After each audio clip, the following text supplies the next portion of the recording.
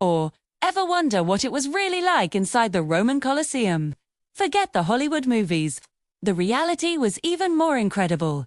A marvel of engineering and spectacle that could rival any modern stadium.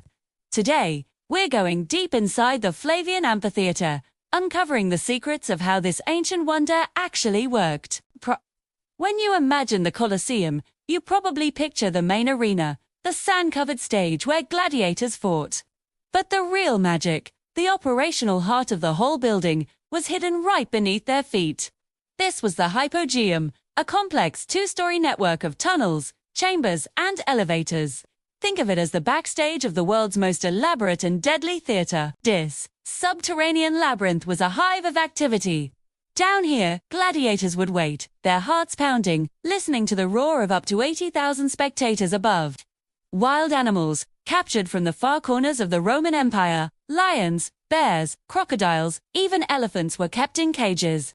Their growls echoing through the stone corridors. Stagehands, slaves, and engineers scurried about, preparing the props, scenery, and machinery for the next act.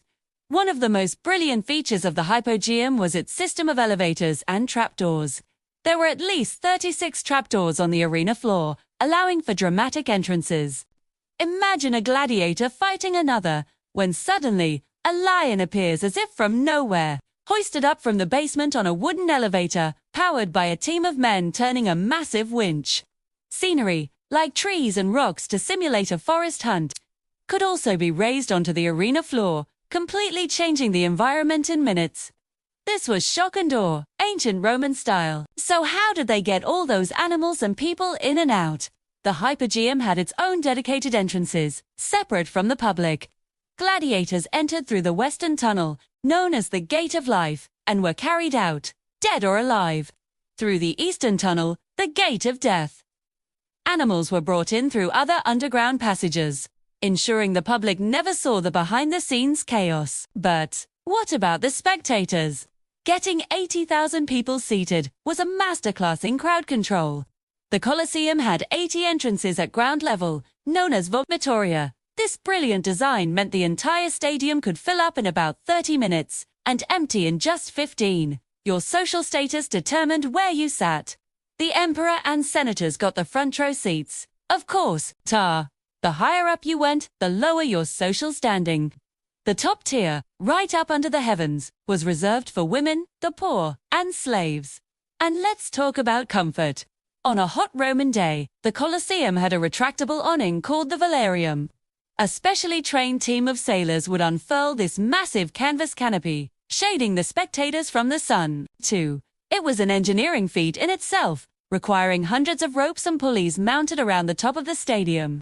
They even had drinking fountains and latrines, though the latter were probably not as private as we'd prefer today. The games themselves were a full-day affair, meticulously planned.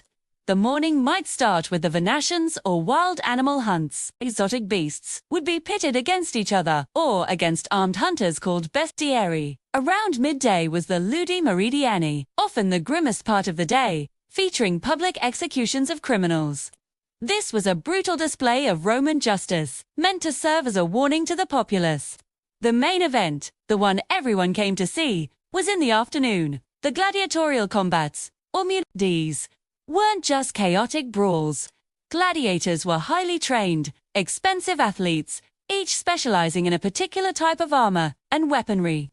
You had the Murmelo with his big shield and sword, the net-wielding Retiarius, and the heavily armored Spectator. These pairings were carefully chosen to create a balanced and exciting fight. The crowd would roar, placing bets and cheering for their favorites. Mort. And what about the famous myth of the Colosseum being flooded for naval battles? This is a fascinating point of debate among historians. Early accounts from Roman writers describe naumachia, or mock sea battles, taking place in the Flavian Amphitheater right after it was built. It's believed that before the Hypogeum's complex basement was constructed, the arena floor could be waterproofed and flooded using a nearby aqueduct. Imagine watching ships, complete with oarsmen and marines, engaging in combat right in the middle of Rome. However, once the permanent underground structure was installed, these naval battles were no longer possible in the Colosseum and were moved to other locations. The sheer scale of the operation is mind-boggling. The games were a powerful tool of political propaganda, a way for emperors to curry favor with the public through bread and circuses. By providing free entertainment on an epic scale, they kept the massive population of Rome distracted and content. The Colosseum operated like this for nearly 400 years. Over time, the nature of the games changed, and with the rise of Christianity, gladiatorial combat eventually fell out of favor. The last recorded games were held in the 6th century.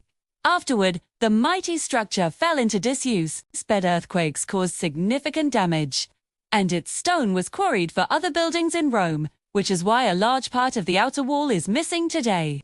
Yet, what remains is a powerful testament to the ingenuity, ambition, and brutality of the Roman world. Standing inside it today, you can almost hear the echoes of the crowd, the clash of steel, and the roar of a lion emerging from the depths. It was just a building. It was a machine, designed for spectacle, crowd control, and power. A machine that perfectly encapsulates the grandeur and the darkness of ancient Rome. Thanks for joining us on this journey inside the Colosseum.